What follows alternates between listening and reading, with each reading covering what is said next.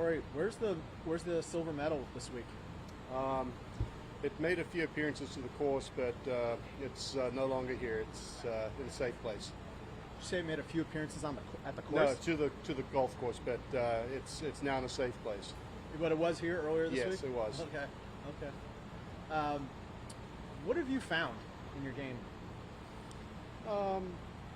Ironically enough, I think I've been over the last 6 weeks to 2 months, kind of trending in the right direction with my golf game. But golf, it's weird how it doesn't add up sometimes, even though you're doing the right things.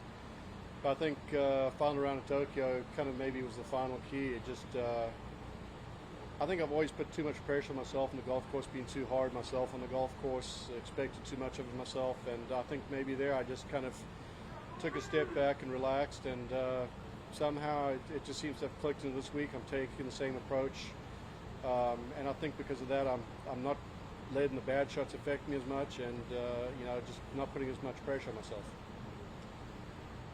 How would you describe the season? You're 140, 141 heading into this week. How would you describe the season up until the Olympics?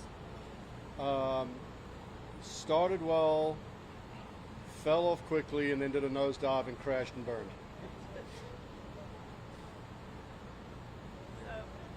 So I know you had a chance last week to enjoy, winning the silver medal and everything, and you've traveled all over the world in the last 9-10 days. Did you expect to have a week like this, or? You know what? Last week, obviously, I didn't get a lot of practice in. I did a couple appearances, but really didn't get any good quality practice in. And then getting here, even I got here late Monday. Tuesday, did a little bit of light practicing, not too much. Then obviously Wednesday, 9-hole pro-am, and maybe an hour and a half of practicing. Was not expecting, obviously, to get off as good a start, and I think because of that, I kind of just took it a little easier.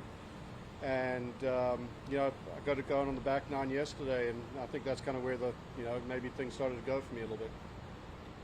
What's the pressure feel like for you this week?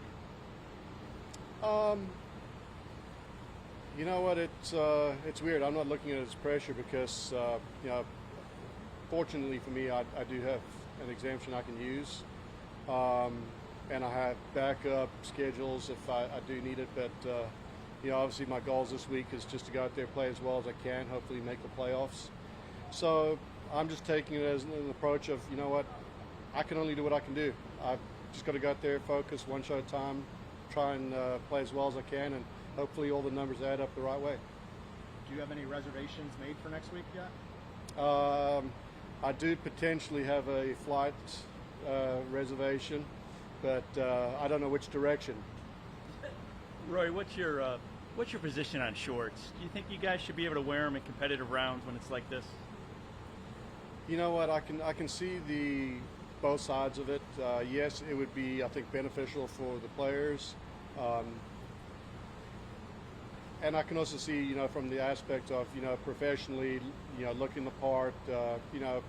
PJ Tour has an image. They were trying to protect that image, and their image is to be professional looking. And as much as sports change, golf's still one of the traditional sports that's held onto a lot of the old school beliefs.